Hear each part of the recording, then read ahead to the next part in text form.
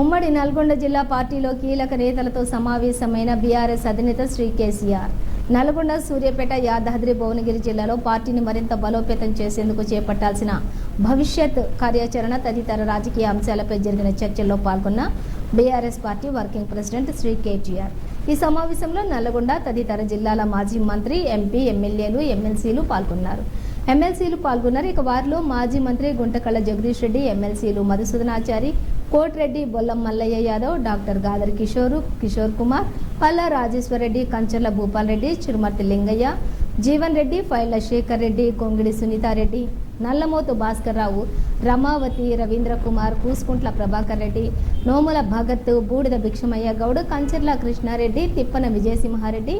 ఒంటెత్తు నరసింహారెడ్డి, నంద్యాల దయాకర్ రెడ్డి తదితరులంతా పాల్గొన్నారు.